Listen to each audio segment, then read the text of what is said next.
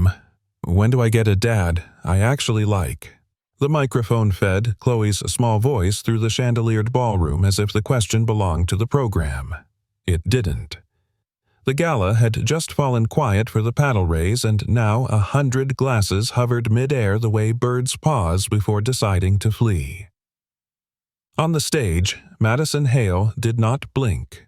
Her dress was silver, her posture ironed flat by years of earnings calls and boardroom ambushes, but the question landed where armor ends behind the ribs. A few people laughed because they didn't know what else to do. Others pretended to check their phones. Someone whispered, "Is this a bit?" Madison stepped away from the podium and crouched to Chloe's height.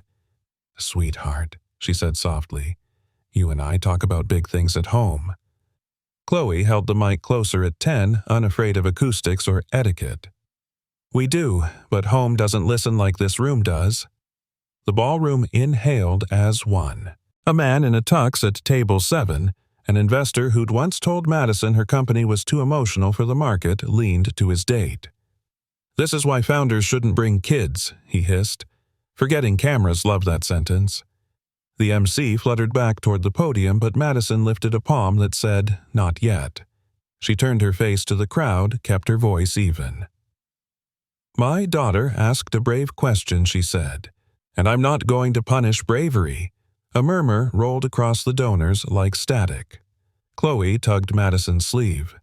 "You said love isn't a business plan, but you also said you hire people who fit our family. I want to help."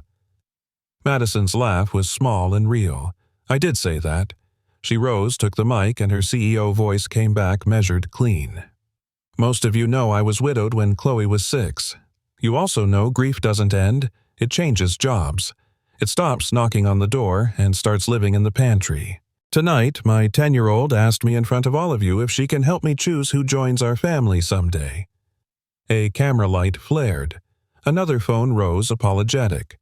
The MC whispered to a producer.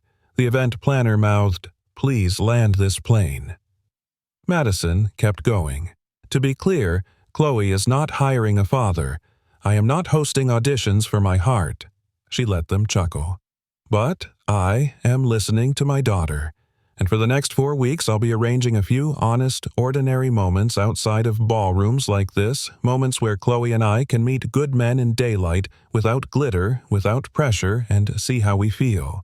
She gets a voice. I keep the decision. That's what family is: voice and responsibility sharing the table." At table 2, a lawyer nodded despite himself. At the press row in the back, a journalist underlined the phrase, "voice and responsibility." Chloe leaned into the microphone one last time. "And there has to be ice cream," she said, "because you can tell everything about a person by how they order ice cream." The ballroom laughed. The tension exhaled.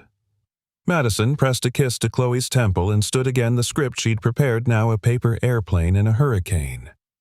"Now," she said, "let's raise money for homes that don't have to ask these questions in public." The paddle raise soared. People gave, because scandal makes generosity feel like wisdom. Madison did her part, smiled when appropriate, posed for photos with prominent donors. But when the speeches ended and music washed the room, she slipped to the edge of the balcony overlooking Midtown, the city glittering like a jewelry case no one can close. Chloe padded up beside her. "Are you mad at me?" she asked. Madison shook her head. "I'm proud of you. I didn't mean to interrupt. It felt like if I didn't say it, then I wouldn't say it at all. That's how truth behaves." Madison draped her shawl around Chloe's shoulders. "Truth needs a microphone or it loses its nerve." Chloe leaned into her side. "I miss him less when I think about what could be next." Madison swallowed. "Me too." She rested her chin on her daughter's hair and tried to remember when hope had stopped being a betrayal and started being an option. Behind them, the balcony door clicked. The MC's voice arrived first. "Press is organizing downstairs," he said gently. "We can decline, but they'll run with whatever angle they already wrote in their heads." Madison looked at Chloe. "One rule," she said. "No one learns anything about you that you don't want them to know. This is our story, not their buffet." Chloe squared her shoulders. "Got it." They descended into the camera garden. Questions flew like confetti with teeth. Ms. Hale, are you launching a dating show? Is this healthy for a child? Are you saying money can buy a family? Madison lifted a hand for quiet. I'm saying children deserve a say in the shape of their lives. I'm saying grief is real and love is careful. I'm saying the only format is decency. A reporter with sharp eyeliner raised her voice above the others. Criteria, Ms. Hale. If men are listening tonight, what should they know? Madison considered. Kindness is non-negotiable, integrity under stress, humor that isn't a weapon, and a willingness to eat ice cream in winter. She smiled toward Chloe. We'll meet people like normal people do, coffee parks, museums. No cameras, no influencers, no scorecards. What about money, someone called. Would you date below your tax bracket? Madison's smile cooled. What I won't date is arrogance. She took Chloe's hand. Good night. They were in the car when Chloe spoke again. You didn't look scared. I was terrified, Madison said. I just didn't let my face vote. Chloe laughed, the kind of laugh that sounds like a small gate swinging open. Can one of the places be the Science Museum? If a man can't wonder at a dinosaur, he can't wonder at me. Madison considered, then nodded. Add it to the list. At home, the penthouse smelled like lemon and paper. On the kitchen island, 2 calendars waited, one for quarterly closings, one for Chloe's piano recitals and orthodontist appointments. Madison poured tea she wouldn't finish and opened her laptop. The board would email by dawn. HR would worry about optics. Legal would send bullet points about privacy and minors. She would answer them all, but not yet. She drafted a note to herself instead. 4-week plan.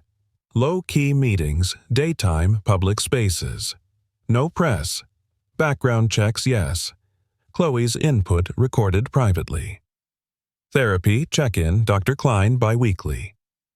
Ordinary moments over staged ones. Chloe floated in wearing pajamas with watercolor moons.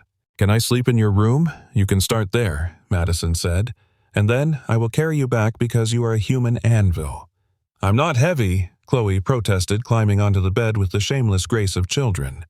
She looked at the city beyond the glass. Will people be mean online? Some, Madison said. But they're typing at a screen, not standing in our kitchen. Kitchen rules matter more. What are kitchen rules? We use names, not labels. We talk to faces, not profiles. And we eat ice cream in winter. Chloe grinned. You heard that. New York Madison tucked the blanket up to her daughter's chin. Tomorrow we'll make the list, she said. Not just names. The qualities that matter. What if the best person doesn't look like the best person? Then we learn to look better, Madison said. Chloe's eyes drifted. Mom. Yes, if I ask a question in a room again, and your ribs make that face, will you still let me ask it? Madison brushed hair from Chloe's forehead. That's what our house is for. Questions that make ribs make faces. A text buzzed on the nightstand, her COO, a string of question marks, and one. Are you sure? Madison typed back. I'm sure of the why. We'll make the how responsible. She set the phone down and sat in the thin hush that follows decisions. Somewhere below, a siren wrote its red line across the avenue. The city kept its pulse. She felt hers match it. In the morning, headlines would decide what tonight meant. Investors would request context. Old friends would call it brave. Others would choose a different adjective. But between the 2 calendars under the lemon air and paper smell, Madison wrote the only sentence she trusted. Let's build a life that would be safe for love to enter. She switched off the lamp. In the dark, Chloe whispered into the quiet a prayer to no one in particular, just the room itself. Let him be kind. Madison stared at the ceiling and added silently, Let me be brave enough to recognize him when he looks nothing like what I imagined. On the street, a snow flurry began, late, impatient, and perfect for ice cream in winter. By sunrise, the headlines had cooled from scandal to speculation. Inside, Hale Development's glass-walled conference room speculation had a seat at the table. 5 prospects, said Nora Patel Madison's COO, sliding a folder across the polished oak. All vetted. No liabilities, no tabloid landmines, and every one of them intersects with our pipeline in a legitimate way. Vetted for the business, Madison said, not for my kitchen table. That's why we stack the deck with daylight, Nora replied. Coffee shops, museums, zero champagne, 2 therapists on speed dial, and legal gave me language for informed consent if anyone so much as breathes near a camera. Dr. Klein, their family therapist, was on speaker. Remember the ground rules? Madison, you set boundaries. Chloe gives feelings and nobody performs. Wonder is allowed. Pressure is not. Chloe sat beside Madison, small sneakers swinging above the floor. Can we see dinosaurs before we see men? She asked. We can see both, Madison said. But no, letting either bite. Chloe grinned. Nora tapped the list. Option 1. Elliot Vance. 42, attorney specializing in land use. He's witty charming and allergic to shortcuts. He also teaches mock trial at a public school on Saturdays. Pro bono, on purpose, Dr. Klein murmured through the speaker. Good sign. 2. Dr. Marcus Bell, pediatric cardiologist. Empathy for a living. He's advising a wellness center that wants to partner on our Riverside project. Chloe tilted her head. A heart doctor seems like cheating. Sometimes a good cheat, Madison said. 3. Grant Whitlow, managing partner at Whitlow Capital. He's the numbers whisperer donors try to corner at galas. If money can do a backflip, Grant taught it. Translation, Chloe said. He's very good at math and very bad at cookies. Nora smothered a laugh. 4. Luis Calder, architect, who thinks buildings should be kind to the people inside them. He grew up in a 2-bedroom with 5 siblings and never forgot it. Kind buildings, Chloe repeated, tasting the phrase. Like chairs that don't bully backs. 5. Raphael Stone, second-generation hotelier. He runs properties like orchestras, quiet hands, perfect timing. He's offering long-term housing for our Veterans Initiative. Madison exhaled. They were all decent. She could speak with any of them without her face asking for a map. The fact that each touched her work wasn't a coincidence. It was a safeguard. Love wasn't a business plan, but proximity to purpose was a sane place to start. Okay, she said. Daylight it is. No headlines, no auditions. We meet people like people. Chloe raised a hand as if in class. And ice cream non-negotiable. They built a calendar that looked more like a field trip than a courtship. Coffee near the park with Elliot.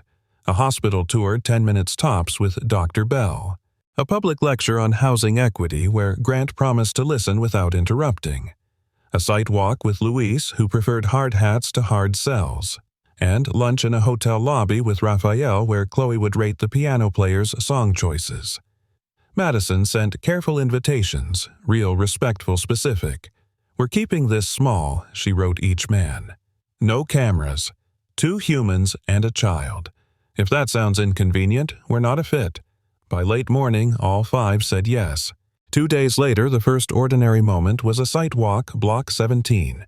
A stretch of brick and promise where Hale Development planned a mixed-use complex ground-floor grocers, upper-floor apartments, a courtyard strung with lights that would feel like summer even in November. The frost still clung to scaffolding. Hard hats waited like white punctuation on a sawhorse. Rule 1. Luis said, handing Chloe a child-sized helmet with Heil stenciled on the side. You can ask any question. Bad questions don't exist on job sites. Chloe strapped the chin band. Okay. Why are pigeons always invited to construction? Luis nodded solemn. Because they never sign NDAs. Chloe giggled. Madison clocked the gentle timing. Luis didn't perform. He included. They walked the perimeter, Luis explaining load paths the way you explain a secret to a friend softly. Chloe touched a column, eyes wide. So, this is bone, she said. It is, he said. The skin comes later. As they neared the freight elevator, a superintendent waved, then frowned at a beeping panel. She's been testy all morning, he said, thumbing the call button. We've got a maintenance check in 20. The gate rattled open. Madison hesitated. "We can take the stairs. Top deck is a better view," Louise said then to the superintendent. "You sure? 10 minutes tops?" He pried the door, listening the way mechanics listen to thunder. "You'll be fine." They weren't in for 10 seconds before the elevator sighed and stopped. The lights flickered. The car sighed again like a tired animal, then stilled between floors. Chloe's fingers clenched Madison's coat. The small space curled in. "It's okay," Madison said, heart slamming like it wanted out. "We're okay." Louise pressed the emergency call. Elevator car 2 stalled between 3 and 4, he told whoever was there. "Passengers inside, no injuries." "Calm." Copy a calm voice replied. "Maintenance on the way." Chloe's breath shortened. "I can't feel the edges," she whispered. Madison lowered to eye level, aware of her own pulse painting her neck. "Look at me. Count my freckles," she said, trying for light. "I earned them in boardrooms without windows." Chloe counted, then shook her head. "The air is sticky." A knuckle rapped the outer door. "Hey there," a man called through the metal. "Name's Daniel. I'm here with maintenance. You're safe." The name slid into the car like a leveler. Madison didn't know why it fit. "Who's in there?" he asked. 3, Louise called back. 1 child. "Okay, 3, Daniel said. "Tell me a number between 1 and 10. 7, Chloe whispered. "7's my lucky number too," Daniel said. 7 means we breathe like we're blowing out birthday candles. In through the nose for 4, out through the mouth for 6. "Can you help me practice?" Madison felt Chloe's grip loosen just a little. "Good," Daniel said. "Now I've got a secret. This box is a liar. It tells your brain the sky is gone, but the sky didn't leave your brain, just forgot where the door is. So we remind it. We breathe. We name 5 things we can touch." Chloe pressed her palm to the cool metal. "Metal," she said, shaky but trying. "Hard hat, Mom's sleeve, my own hand. Mr. Luis's elbow." "Excellent," Daniel said. "Now, 4 things you can hear." "The hum," Chloe said. "Your voice." "Mom's heartbeat." "Wait really fast." "We don't judge heartbeats around here," Daniel said through a small laugh that didn't minimize. "And my breath," she finished. "Perfect," he said. "Help is opening the door. You won't drop. Elevators are stubborn, not cruel." There was a clank. A grunt, the measured code of professionals versus machinery. The gate inched. Light cut a bright stripe across the floor. A crowbar bit metal, complained, and then the door slid wide enough to see a man's face, late 30s hair damp with effort, eyes careful. He wore a blue work shirt with hail stitched above the pocket and a tool belt that read like a sentence about reliability. "Hello," he said, not reaching in yet. "I'm going to get you out to the Safeway. We take it slow because slow is smart." Madison nodded relief like warmth in her knees. She lifted Chloe toward the opening. Daniel braced, not grabbing, letting Chloe choose the contact. She reached. He anchored her weight with the sort of strength that never asks you to apologize for needing it. When Chloe landed on the hallway floor, she didn't step back. She looked up at him. "You used a nice voice," she said. "I saved the mean one for broken vacuum cleaners," he said. "It's less effective on people." Louise climbed out. Madison followed Palm's stung pride intact but rearranged. She turned to Daniel. "Thank you," she said, the 2 words heavier than etiquette. He made a small shrug. "I got stuck in one when I was 8. My mom talked me out. I just borrowed her voice." Chloe considered him, then held out a hand solemn. "I'm Chloe," she said, "and for the record, 7 is my lucky number first." He shook with equal solemnity. "Daniel," he said. "I'm fine with borrowing luck, too." The superintendent bustled over with apologies, radio crackling. "She's offline till we swap the relay," he said. "Hale will comp your shoes if we scuffed them." Louise waved it away. "We're fine." Madison wanted to say something that matched the magnitude of feeling in her ribcage. Something about how leadership is exactly what Daniel had done. Gather panic, give it a job, turn it into breath, but she kept to the simple road. "Were you on your way to us?" she asked. "Or did you just appear?" "On my way to the roof," he said, half smiling. The heater likes dramatic gestures in February. Chloe looked at his tool belt. Do you fix everything? I try not to break it worse, he said. That's half the job. Madison met his eyes for a second longer than strangers usually do. There was nothing heroic about him except the exact kind of hero she'd promised herself to notice, steady, unfancy, unafraid of small rooms. Thank you, Daniel, she said again. Any time, he said, and meant it in the technical sense, not the poetic. As they walked back toward the stairwell, Chloe slipped her hand into Madison's. Is he on the list? She whispered. The list is for meetings, Madison whispered back. He just saved us in real life. Sometimes real life is the meeting, Chloe said. Madison smiled without showing teeth. Sometimes, she said. Behind them, Daniel knelt by the panel speaking low to the superintendent about relays and fail-safes, the kind of language that keeps buildings honest. He didn't look up again. He didn't have to. He'd already said the truest line in the hallway. We take it slow because slow is smart. That night, Madison added a new line to the calendar no one else saw. Ordinary moments note who gets smaller so a child can breathe. The next Monday, Madison walked into the headquarters lobby with the intent to keep her eyes forward, her schedule tight, and her pulse steady. But there, kneeling beside a tool cart under the Bronze Hale Development logo, was the janitor from the elevator, Daniel Brooks. He was tightening a panel on the baseboard sleeves rolled to his elbows, a pencil tucked behind one ear. The same calm energy he'd carried in the cramped elevator seemed to travel with him like a quiet song only he could hear. Chloe spotted him first. It's the 7 guy, she whispered, tugging Madison's coat. Daniel glanced up, recognized them, and stood. Morning, he said simply, wiping his hands on a rag.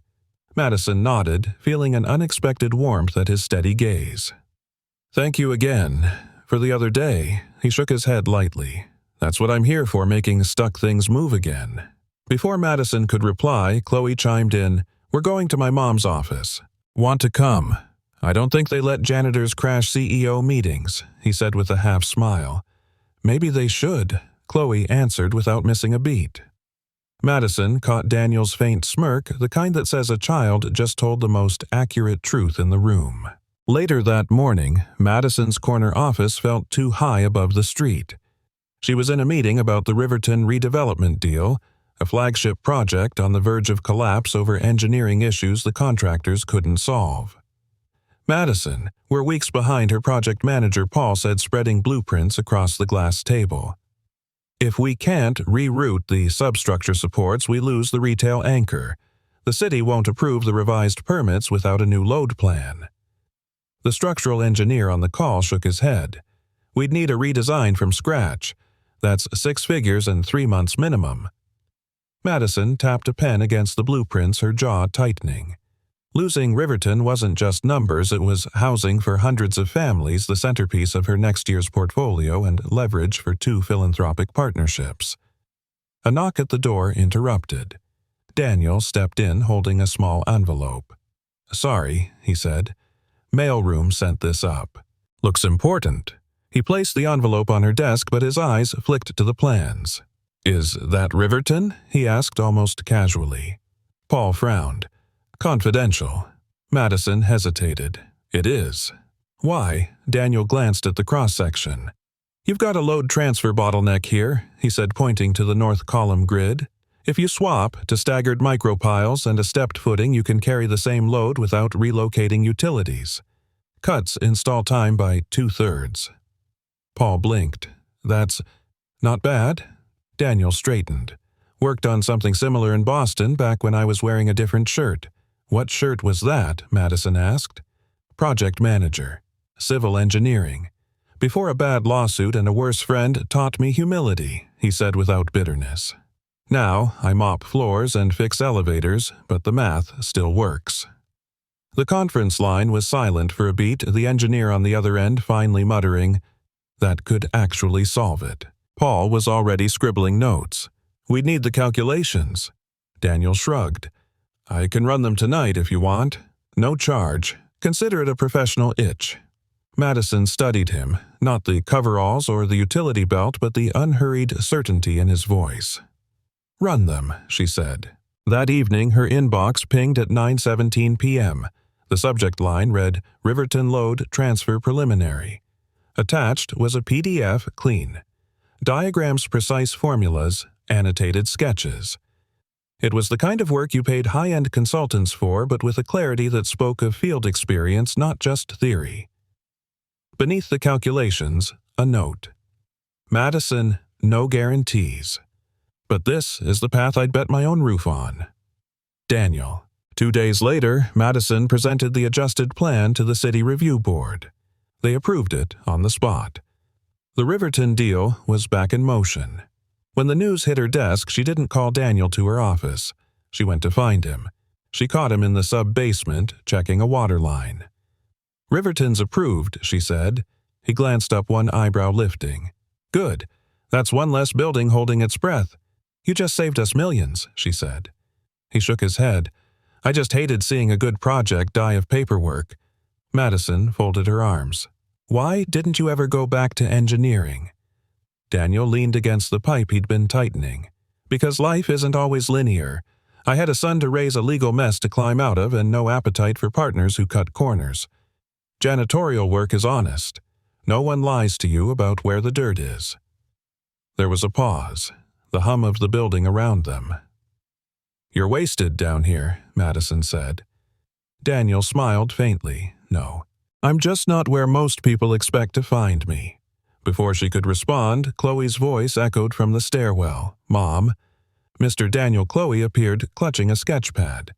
"I drew the elevator we got stuck in, and a better one." Want to see Daniel crouched to look. "Nice. You gave it windows." "Everything feels safer with a view," Chloe said matter-of-factly.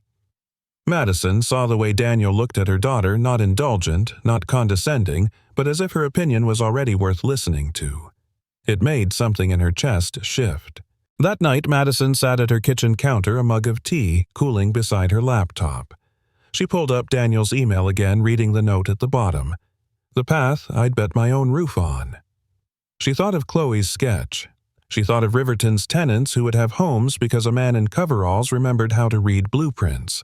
And she thought, not for the first time, that some people were exactly where they needed to be, not because of the title on their shirt, but because of what they carried quietly until the right moment. Somewhere in the city, Daniel was probably tucking his son into bed. Madison closed the laptop and whispered into the empty room. "I see you, Brooks. Even if no one else does yet." And for the first time in weeks, the future felt less like a negotiation and more like a possibility. The rooftop bar of the Fairmont shimmered with glass and chrome, the kind of place where success came with a garnish. Madison's 5 candidates stood in a loose arc near the terrace rail, laughing in that practiced way that carried just enough to be overheard. She was late on purpose. Part of her wanted to see how they behaved when she wasn't in earshot. Chloe sat in the corner with her art supplies, sketching the skyline. Daniel, naturally, was nowhere on the guest list. This was meant to be an informal mixer, a chance to see the men interact, not a rescue mission. Still, Madison caught fragments of conversation that made her jaw tighten. "You can't tell me she's serious about giving the kid that much say," Grant Whitlow muttered, sipping his whiskey. "It's optics," Raphael replied. "The press loves a modern fairy tale, but a janitor. That's a headline you can't scrub." Luis Calder chuckled under his breath. "I heard he helped save Riverton. Probably thinks that buys him a seat at the table." Elliot Vance adjusted his cufflinks. "Saving a project doesn't mean you belong in the boardroom or the family. Those are different leagues." They didn't notice Madison had moved within earshot until Chloe's pencil stopped. The girl looked up, her voice clear and young, but unshakable. "Mr. Daniel fixes things people like you don't even see are broken." The silence that followed was sharp enough to cut. Madison stepped in before anyone could recover. "Chloe, why don't you grab a soda from the bar?" she said gently. When Chloe was out of range, Madison turned to the men. "You're here because I believed each of you had the self-awareness to know this isn't just about me. If you can't respect the people my daughter respects, you've already lost." Elliot's jaw tightened. "We were just— I know exactly what you were— just—" Madison cut in. And for the record, Riverton's tenants will never know the difference between a boardroom league and a broom closet league. They'll just be grateful to have walls that stand. The air cooled. Madison walked away before the conversation could limp into apology.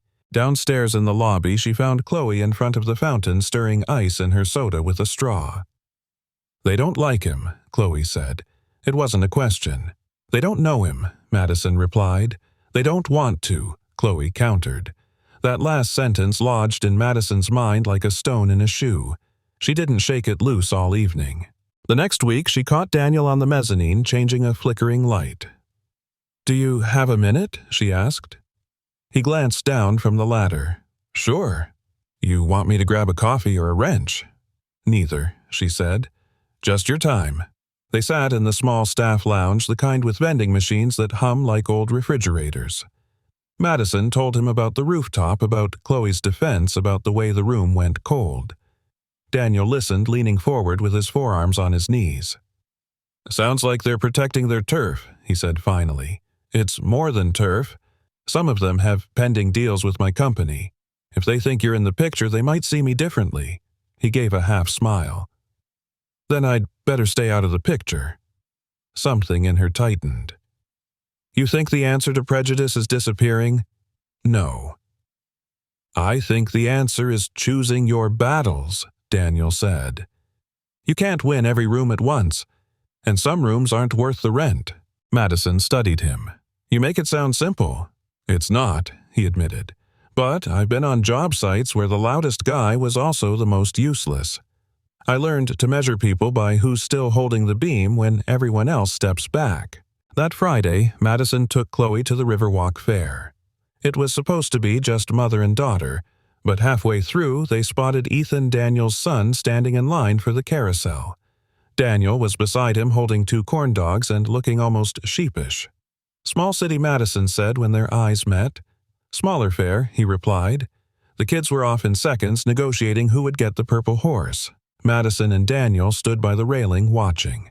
"You know," Madison began, "Chloe's right. You do fix things people don't even see are broken." Daniel's eyes stayed on the carousel. "I don't do it for credit." "I know. That's what makes it dangerous for men like you. People think you don't mind being overlooked."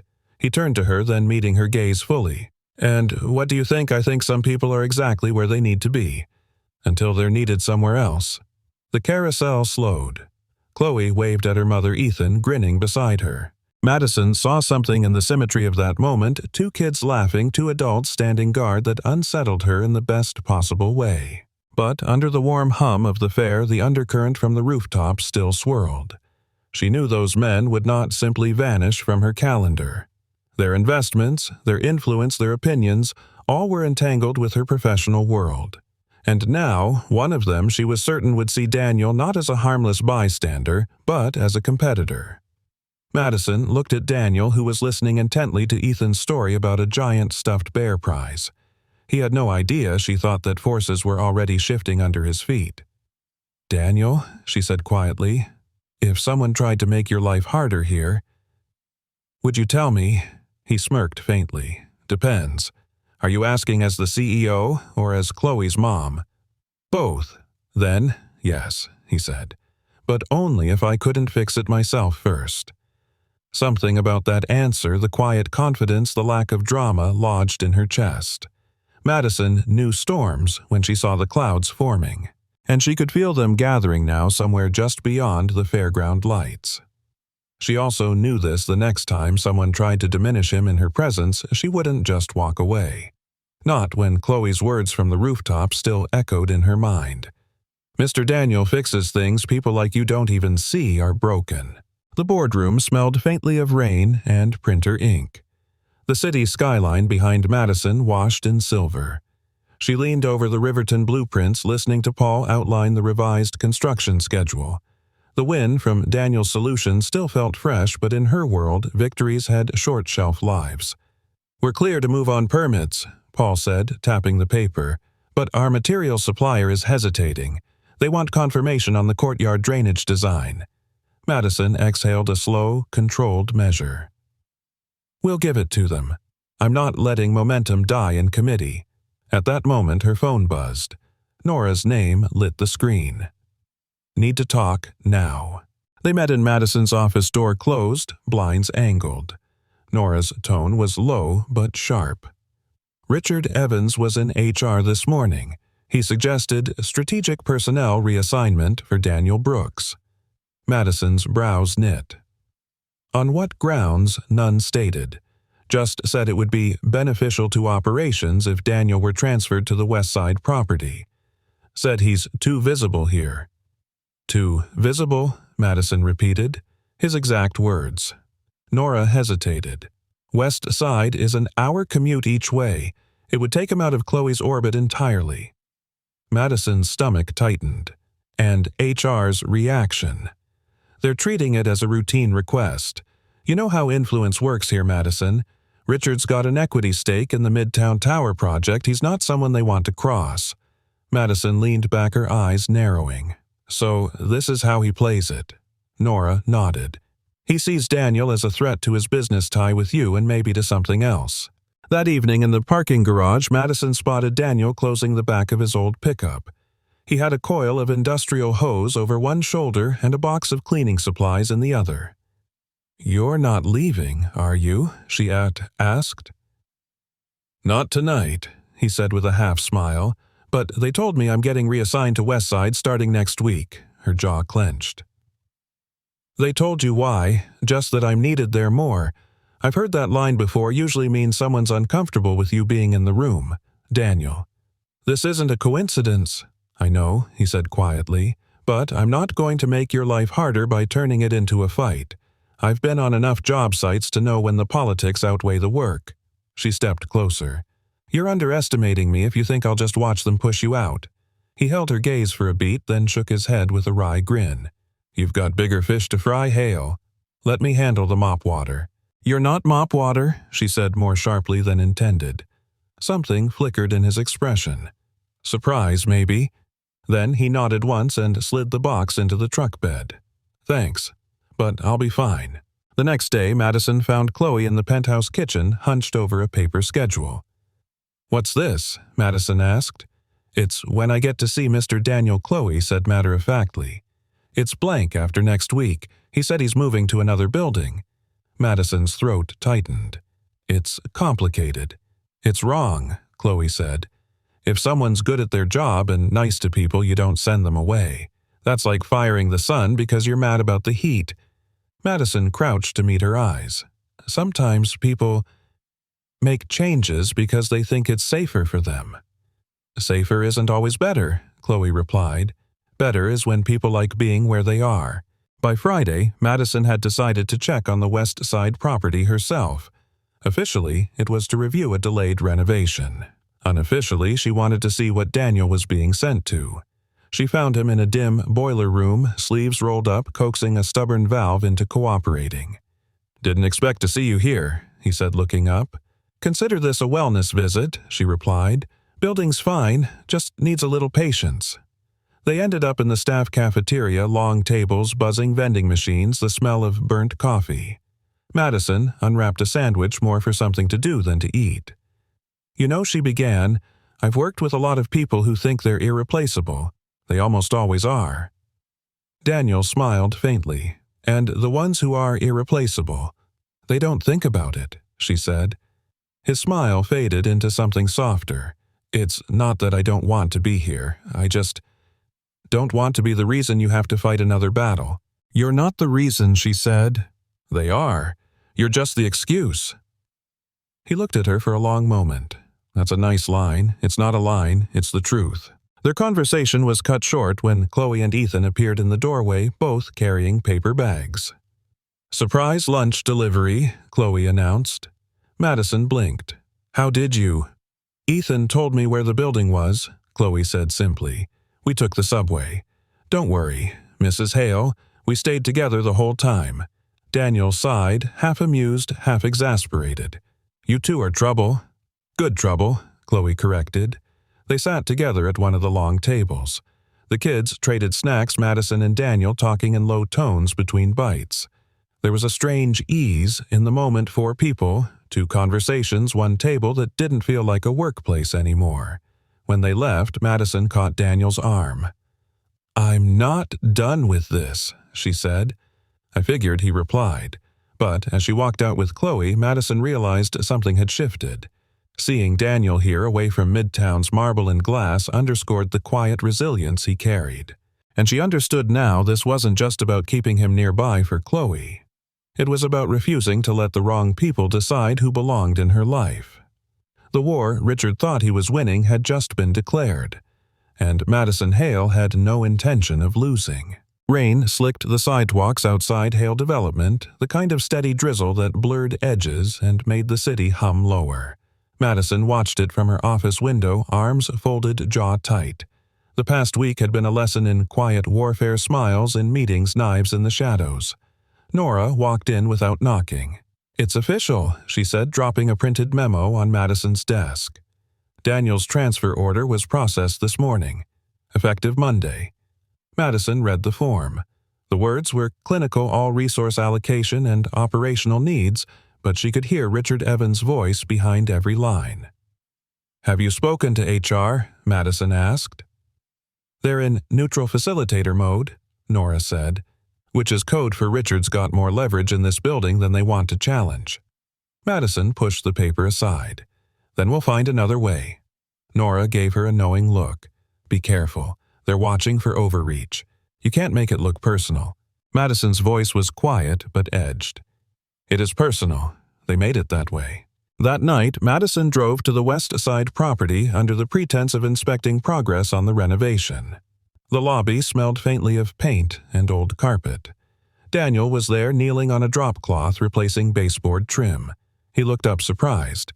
"Didn't expect a CEO visit at 8 o'clock on a Friday. Consider it an inspection," she said. "Of the building or the staff?" he asked, half smiling. "Both," she replied. He stood wiping dust from his hands. "The place needs work, but it's solid. Kinda like me, I guess." Madison studied him for a moment. "You're taking this too calmly. I've been moved before," Daniel said. "When you work with a mop in one hand and a wrench in the other, you learn not to get too attached to a zip code."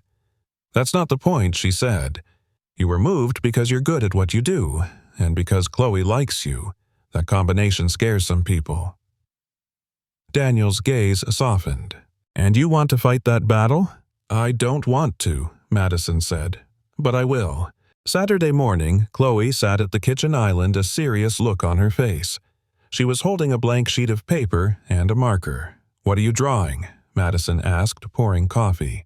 "A schedule," Chloe said, "for seeing Mr. Daniel. He says he's moving buildings, but that doesn't mean we can't meet up." Madison took a seat. "It might be harder." Chloe's jaw set in a way that reminded Madison uncomfortably of herself. "Then we just try harder.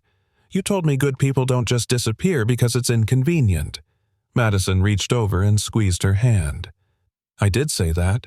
By noon, Chloe had a plan, a subway route, a list of weekend activities Daniel and Ethan might like, and a column for ice cream opportunities. Madison couldn't help but smile at the precision.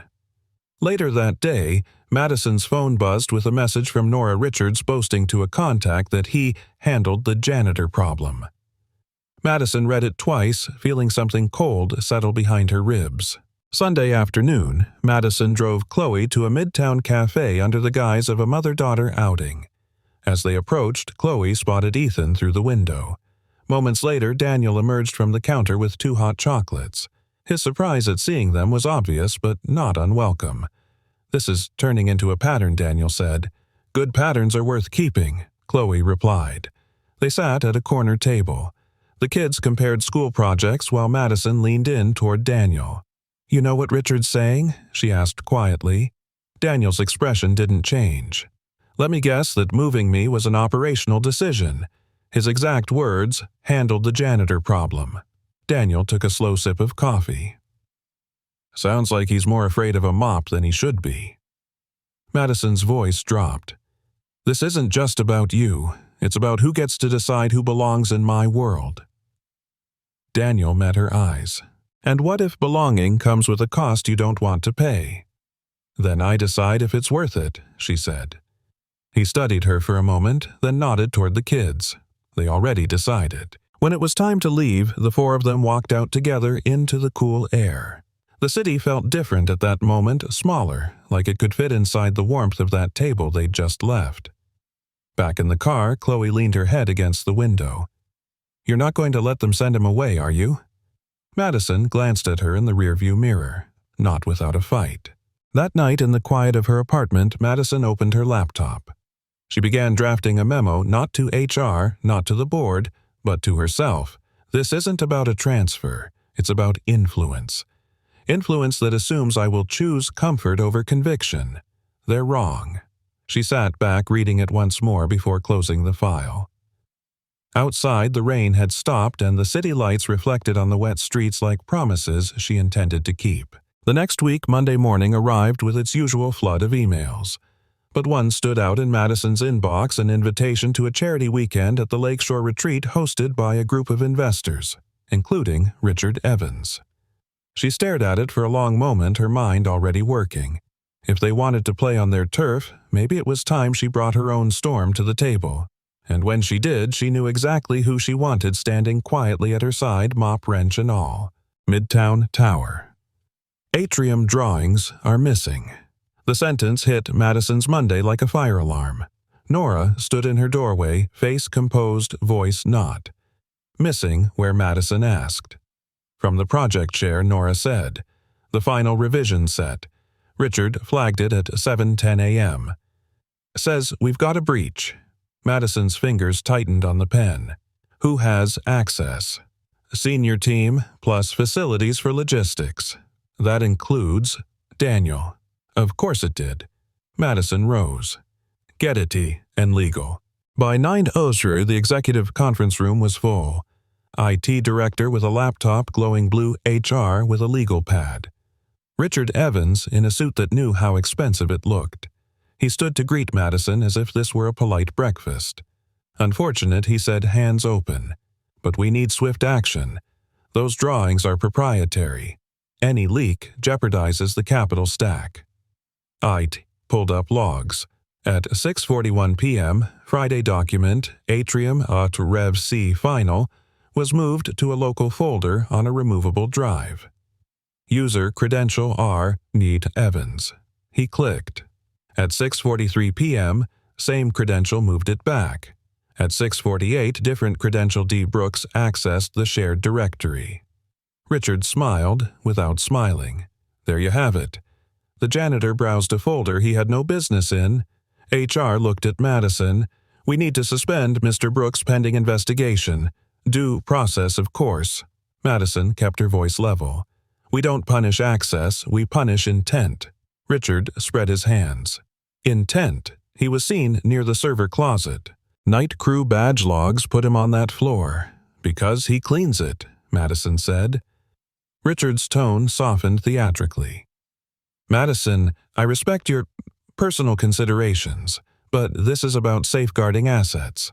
I don't mix personal with assets," she said, "and my consideration is this company's integrity." HR cleared her throat.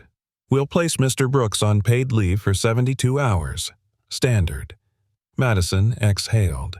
A standard that tasted like something else. "Fine," she said. "But pull full revision history. I want every touch, every minute stamp. And ask security to preserve camera footage for Friday 6 to 7 p.m. Richard nodded as if he'd suggested it. Daniel didn't fight the suspension. In the facilities office, he folded the notice once then again until the paper was sturdy in his palm. "I didn't take anything," he said quietly. "I know Madison said." That folder he started then stopped as if deciding which hill to die on. "I checked deliveries to make sure the night shifts don't misplace boxes. That's the only reason I even saw project names on that screen." "You don't owe me a defense," Madison said. He gave her a look with a rueful corner in it. "Feels like I do." "Let me do my job," she said. "You do yours. Even if right now your job is waiting." He tucked the paper away. "Waiting's still a verb," he said. That afternoon, Chloe sat cross-legged in Madison's office, sketchpad open. Ethan perched beside her. It wasn't ideal to have them here. Madison's day was a weather map of storms, but their presence steadied the air. "Is Mr. Daniel in trouble?" Chloe asked. "For now, he's resting," Madison said, careful with words. "Adults always give naps to the truth." Ethan murmured, focused on a doodle of a toolbox. Madison blinked. "What did you say?" He glanced up. "On Friday, my dad was showing me his tablet while we waited for the subway. His sync app popped a banner like a little toast. It said, 'Atrium Rev C Final, updated by R. Evans, 6:42 p.m.' I remember because I said, 'What's an atrium?' And he said, 'A fancy word for tall air.'" He laughed. Chloe nodded. I drew a tall air. Madison stood so fast her chair nudged the rug. "Ethan, are you sure about the time he looked hurt?" "I'm not a liar. I didn't say you were." She crouched. "Sometimes 1 minute is the difference between a mistake and a plan." He considered. It was dark outside, but not night-night, and the train was late.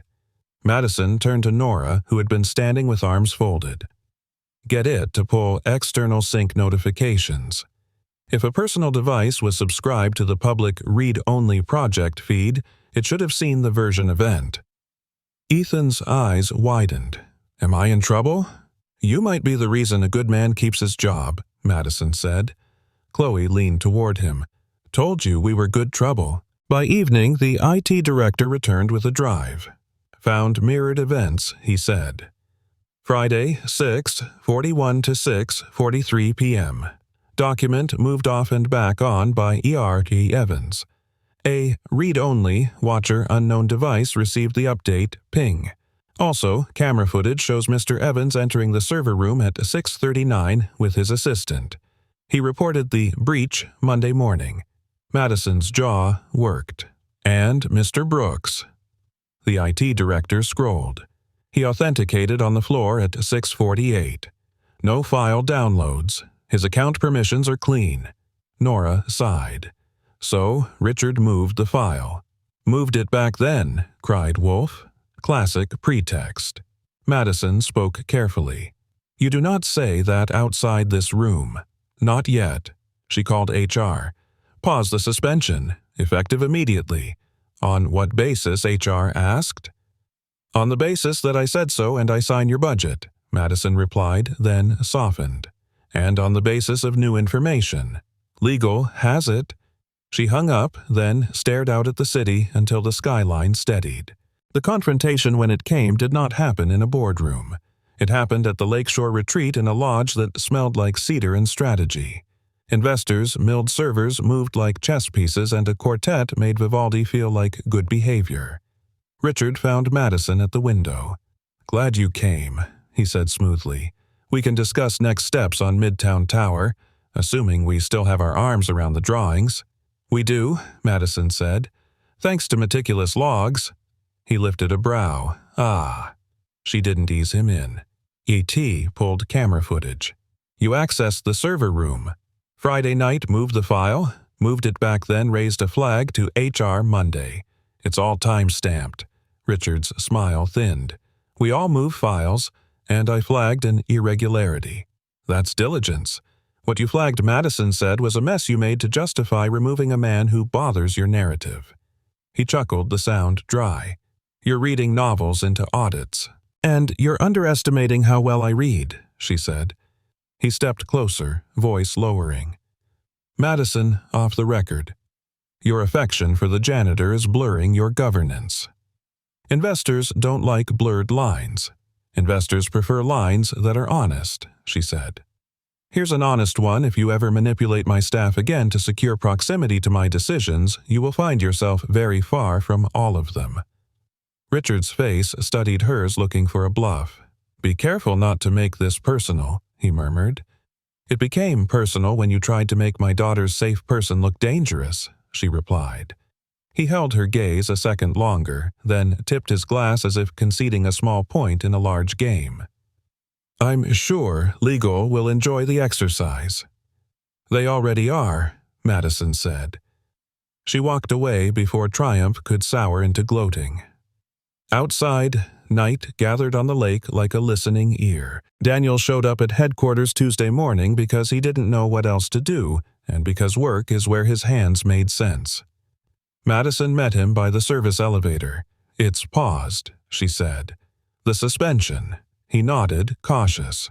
"Because you said so, because the facts, did she said, and because a kid remembered the difference between 6:42 and 6:43.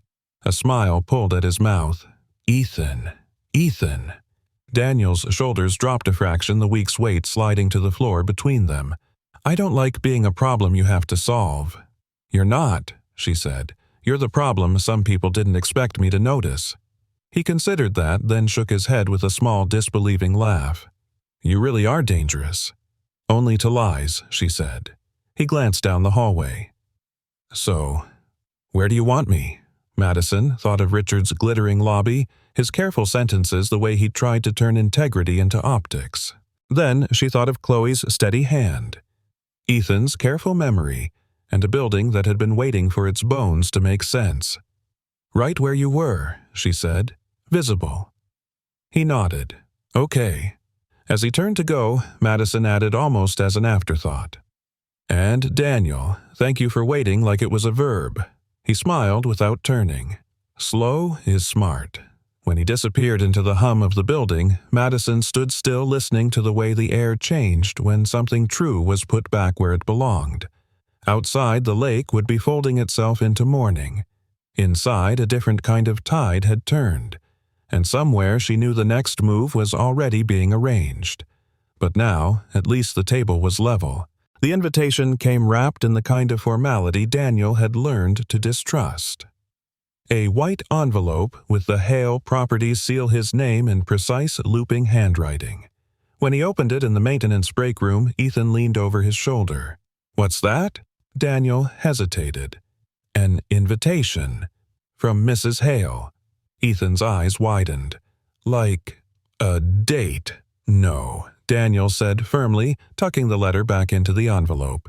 "It says, 'A weekend at the Hudson Lake Resort as a gesture of gratitude for your help to the company.'" Ethan grinned. "Still sounds like a date." Friday afternoon, the drive up to the lake was quiet at first. Chloe sat beside Madison in the SUV, and Ethan sat next to Daniel in the back. Snow-tipped pines lined the road. Madison broke the silence. "I hope you don't feel pressured to be here. I just thought, after everything, it might be good to step away from offices and boardrooms." Daniel gave a short nod. "I'm not sure I belong in a place like this." Madison glanced at him in the rearview mirror. "Then you haven't seen what matters here." The resort was the kind of picture-perfect luxury Madison's world was built on. Yet, the moment they checked in, she insisted on ditching the formal dinner for a walk by the frozen lake. The kids ran ahead, their laughter skipping across the ice-crusted air. "You work too much," Daniel said quietly. She smiled without looking at him. "You sound like Chloe. Maybe she's right." Madison turned to him, then her eyes softening. "I've been told that before. But work is how I've kept control, how I've protected her." Daniel's gaze followed Chloe and Ethan, who were trying to skip stones across the frozen surface. "Control's an illusion. You can only hold so much before your hands get tired." The words landed heavier than she expected, like truth she'd been avoiding. That night, they gathered in the lodge's common area. A fire crackled in the stone hearth, the scent of cedar thick in the air. Madison sat on the rug, Chloe curled against her side, while Ethan built a small tower of wooden blocks. "Uncle Daniel," Chloe called suddenly. "Your turn." Daniel looked up from his coffee. "My turn for what?" "To build something," she said, holding out a block. "But it has to be a bridge, like the ones in your stories." He crouched down beside them, his big hands surprisingly gentle as he began. "A bridge has to be strong here." He tapped the center, but flexible here. "Like people," Chloe asked. Daniel paused, meeting her gaze. "Exactly like people." Madison watched the exchange, her chest tightening at how naturally he spoke to her daughter, as if he'd known her all her life. The next day brought sledding snowball fights and a small disaster when Ethan's sled veered off course. Daniel sprinted across the slope, scooping his son up before he hit the tree line. "You okay?" Daniel asked, breathless. Ethan grinned, brushing snow from his hair. "You're fast." Madison arrived seconds later, worry etched deep. Daniel gave her a quick nod. "He's fine." Her relief was immediate but unspoken. Still, she caught the way Chloe slipped her mitten into Daniel's hand as they walked back. That evening, after the kids had fallen asleep in their adjoining rooms, Madison found Daniel out on the balcony, hands in his jacket pockets, breath misting in the cold. "You kept your distance all weekend," she said. He didn't turn to face her. "Because this isn't my world, Madison, and when this weekend's over, you'll go back to yours." She stepped closer. "And what if I don't want to?" Daniel finally looked at her, the shadows of the lantern light cutting across his face. "Then you'd have to ask yourself if you're ready for everything that comes with me. And I'm not talking about the good parts." Her voice softened. I've already seen the important parts." The last morning as they packed, Chloe whispered to Madison, "I wish every weekend could be like this." Madison kissed her forehead. "Me too, sweetheart." But she knew as the SUV rolled away from the resort that something fundamental had shifted. The weekend had been meant as a test. Instead, it had quietly rewritten the terms of what she wanted, and maybe what she needed. And though Daniel kept his eyes on the road, she noticed the smallest curve of a smile at the corner of his mouth. The ballroom of the Hale Tower was dressed for elegance, white orchids in tall crystal vases, gold-trimmed chairs, soft piano music weaving between hushed conversations. But tonight's purpose wasn't a corporate gala or charity auction. Tonight was personal. For 4 weeks, Madison had danced on the edge of two worlds: the polished circle of New York's most eligible bachelors and the quiet, unassuming presence of a janitor who didn't belong in any of them and yet somehow belonged everywhere that mattered. She had told herself the event was to formalize her choice, that the presence of reporters and the board was simply for optics. But as she stepped onto the small stage looking out at the candidates, she knew she'd built a stage for something she couldn't fully control. Richard was there, of course, in his navy three-piece suit, smile sharp as glass. The doctor, the architect, the financier, all perfectly prepared. Daniel was near the back, a little apart from the crowd, wearing his best shirt, the one Ethan had ironed this morning. He didn't meet her eyes. Chloe sat at a table to the right, legs swinging under her dress, Ethan beside her, whispering something that made her smile. Madison took a breath. Tonight, she began, her voice calm but steady, is about possibility. About what it means to build a life, not just a career, not just a reputation, but a family. She gestured for the candidates to speak. One by one, they stepped up. The financier began, voice smooth as silk. "Madison, I can offer stability.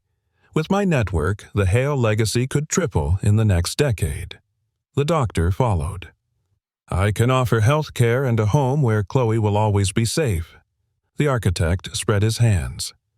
"I can help you design the future both in concrete and in the life we share." Richard's turn came last among them. "Madison," he said, his eyes flicking toward Daniel for a fraction of a second, "I understand the demands of your world. I can stand beside you in every deal, every boardroom. Together, we could be untouchable." Each one spoke like they were pitching a merger.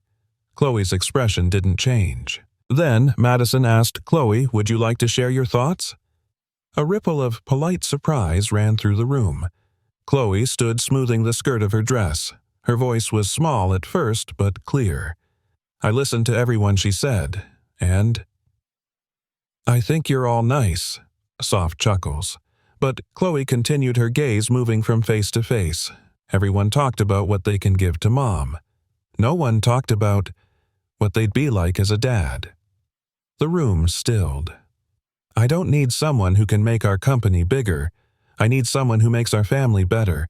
Someone who can make pancakes on Sunday and fix a squeaky door and tell me when I'm wrong. Someone like—" She turned, scanning the crowd, and walked toward the back. "Like Ethan's dad." The air thickened. All eyes followed her as she stopped in front of Daniel. "Mr. Brooks," she said, using the formal tone she'd heard adults use in meetings. "Would you come here?" Daniel froze. "Chloe, please." He moved slowly, like a man walking into the center of a storm. Chloe took his hand and led him to the stage. She faced the room again. "I don't need a vision statement," she said simply. "I just need this." She squeezed his hand. Gasps, whispers, camera flashes. Madison stood motionless, her pulse loud in her ears. Richard broke the silence. "With all due respect, Madison, is this the image you want to project? A CEO choosing a janitor as a life partner?" Madison's head turned sharply. "Richard, I think you're mistaking an image for a life." His smile faltered. She looked at Daniel, then really looked at him. The quiet strength in his eyes, the way he hadn't tried to defend himself, the way Chloe's hand rested in his like it had always been there. In that moment, the noise of the room fell away. 4 weeks ago, Madison said, stepping closer to them, "I thought this was about finding someone who fit my world." But Chloe's right. It's about finding someone who fits our life. She turned to the crowd. "Daniel Brooks has done more for my family and my company in 4 weeks than most could in 4 years. He saved contracts, solved problems, and shown my daughter that kindness is strength." Her voice softened. "And somewhere along the way, he reminded me of something I'd forgotten, what it feels like to trust someone completely."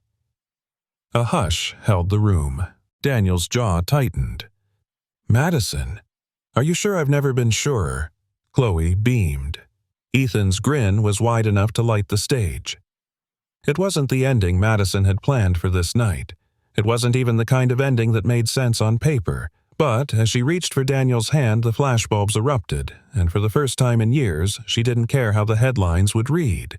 Because this wasn't a business decision. It was the beginning of a life. The morning after the decision day felt less like a victory and more like stepping into a storm. Madison's phone buzzed without pause.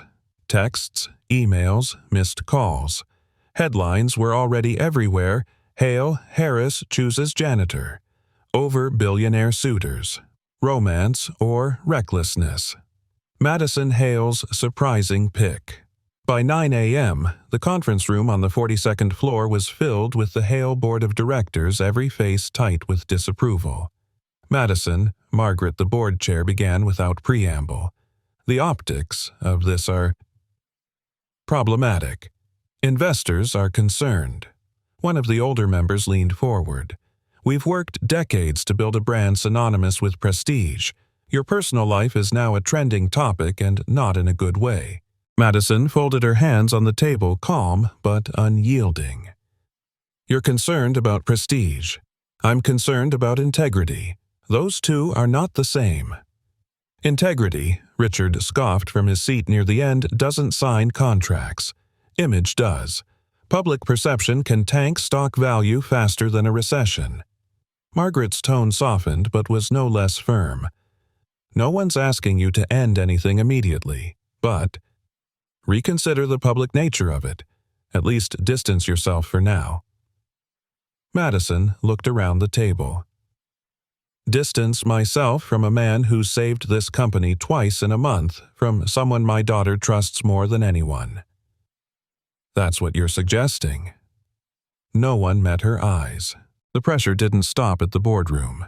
Outside the building, cameras waited.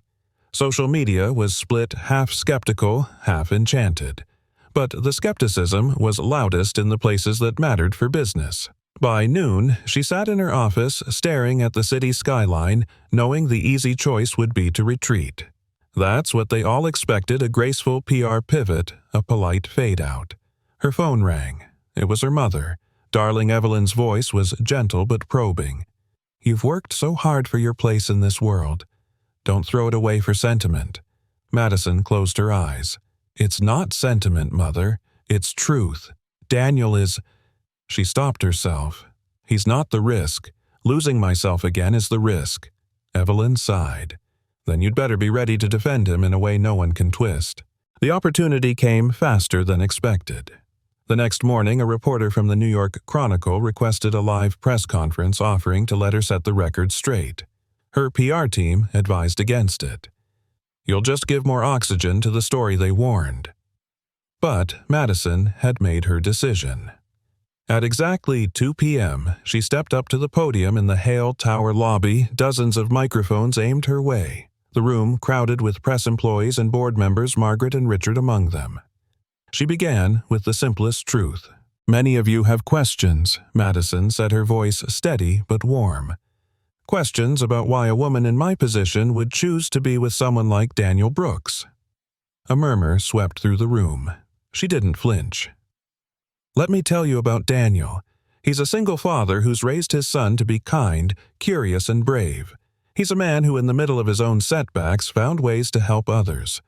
Ways that saved my company not once, but twice. He's not a janitor because that's all he can be. He's a janitor because he refused to let a wrongful lawsuit take his integrity along with his career." She let the words hang there. Cameras clicked furiously. "I've spent years in rooms where people measure worth by net worth.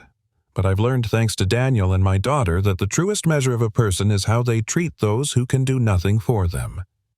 Her gaze swept the crowd, pausing on Richard just long enough for the meaning to sink in. "I'm not here to defend my choice as a CEO. I'm here to stand by my choice as a human being. And if the cost of that is some investors walking away, then they're not the partners we need." The hush that followed wasn't silence. It was the sound of a narrative shifting. A hand went up from the press pool. "Ms. Hale, are you saying you're officially in a relationship with Mr. Brooks?" Madison smiled a small, unshakable smile.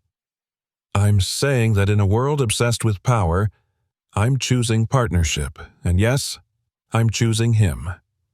Somewhere in the back, she caught sight of Daniel, half-hidden Ethan beside him.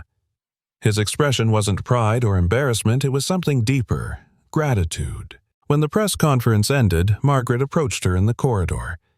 "You realize you've just made it harder for all of us." Madison didn't slow her stride. "Or maybe I made it easier for the ones who still remember why we built this company in the first place." Later that evening, Daniel called. "You didn't have to do that," he said quietly. "Yes," she replied, "I did. Because if I won't stand up for the people who matter most, then all the standing I've done in boardrooms means nothing." There was a pause, then his voice softened. "You know, you've just made it impossible for me to keep my distance." She laughed. Good. It wasn't the end of the storm. But for the first time, Madison realized she didn't need the storm to end, she just needed to know who would stand with her in it. The spring air in upstate New York carried the faint sweetness of blooming lilacs drifting over the Hale family's countryside home. A small, white tent stood in the backyard draped with strings of fairy lights swaying gently in the afternoon breeze. There was no ballroom, no hundreds of guests, just family, a handful of close friends, and a promise that mattered more than any headline ever could. Madison smoothed the fabric of her simple ivory dress as she looked at herself in the mirror. It wasn't couture. It wasn't meant to be. This was the dress she'd chosen for the life she wanted to live, one where authenticity had replaced appearances. Evelyn stepped into the room, eyes soft. "I don't think I've ever seen you look this happy." Madison smiled, adjusting the delicate pearl bracelet on her wrist. "That's because I'm not dressing for the world today. I'm dressing for the people who've become my world." Outside, Daniel stood under the tent wearing a navy suit that fit like it had been made for him not in some luxury atelier, but by a local tailor who knew his story. Ethan tugged at his sleeve, straightening the boutonniere with exaggerated precision. "You nervous, Dad?" Ethan asked. Daniel chuckled. "I've built skyscrapers and dismantled HVAC systems in the middle of summer without breaking a sweat. But this has me shaking." Ethan grinned. "Don't worry, she already chose you." Daniel crouched so they were eye level. "That's the thing, buddy. Choosing each other isn't a one-time thing. It's something you keep doing every single day." The music began soft piano chords, and everyone turned as Chloe stepped into the aisle first, wearing a pale blue dress and carrying a small bouquet. Her smile was brighter than the fairy lights overhead. Ethan joined her halfway down, offering his arm with the awkward gallantry only an 8-year-old could pull off. Then Madison appeared. Daniel felt the breath catch in his chest. It wasn't the dress, the sunlight catching her hair, or even the way her eyes locked on his. It was the quiet certainty in her steps, as if each one was a vow in itself. When she reached him, neither spoke right away. The officiant's voice was a gentle hum in the background, but for a moment all they heard was the sound of their own hearts catching up to everything that had led here. Daniel Madison began when it was her turn, her voice steady but rich with feeling. When we met, I thought I was looking for someone who could help me build the life I thought I wanted. What I didn't know was that you would help me build the life I truly needed. You've shown me that home isn't about walls or location, it's about the people inside it. And I promise to protect that, to protect us every day. Daniel's voice was lower, thick with emotion. Madison. I thought I had lost everything that defined me, but then I realized what defines you isn't what you've built, it's who you stand beside when the walls fall. You've stood beside me, and today I stand beside you. And I promise, no matter what storms come, you'll never face them alone. They exchanged rings, simple gold bands that held no diamonds but carried the weight of every choice that had brought them here. Chloe and Ethan clapped first, starting a ripple of applause that spread through the small crowd. The rest of the afternoon was filled with laughter, clinking glasses, and the easy chaos of children darting between tables. Madison caught Daniel more than once with his hand resting lightly on Ethan's shoulder, or leaning in to listen to Chloe's endless stories about her latest school project. It wasn't just a wedding, it was a family settling into the shape it was always meant to have. As the sun dipped, painting the sky in streaks of pink and gold, Daniel slipped away for a moment and returned with a small wooden box. "It's not a wedding gift," he said, handing it to Madison. "It's something I've been working on since the day I knew we'd get here." Inside was a letter neatly folded, resting on top of a simple document. Madison unfolded it. The Brooks Hale Scholarship Fund, dedicated to providing opportunities for people who had faced unjust losses but wanted to rebuild their lives. Madison's eyes welled. "You kept saying you wanted to give back. You didn't tell me you'd already started." Daniel smiled. "I wanted it to be ours, not just mine." Later that night, the four of them stood in the kitchen, sleeves rolled up, preparing a late dinner because the catered food had long since disappeared under the enthusiasm of their guests. Chloe chopped tomatoes with exaggerated seriousness while Ethan stirred sauce with the focus of a scientist. At one point, Chloe looked up and said with a grin, "You know, I think I picked pretty well." Madison laughed, ruffling her daughter's hair. "Yes, you did. Better than I ever could have on my own." Daniel glanced at Ethan. "And I'd say I did pretty well too." Ethan, without looking up from the sauce, said, "Told you she'd choose you." The kitchen was filled with the clatter of dishes, the scent of fresh basil, and the sound of voices overlapping in easy rhythm. It was nothing grand, nothing headline-worthy, and yet in that small, ordinary moment, it was everything. As they sat down together, Madison felt the truth settle deep inside her titles. Wealth and prestige had never been the foundation she was looking for. Love, respect, and honesty were, and with those they had built something unshakable. In the soft glow of the kitchen lights, with laughter spilling into the night, their story didn't feel like it was ending. It felt like it was just beginning. Status doesn't build a family, love does.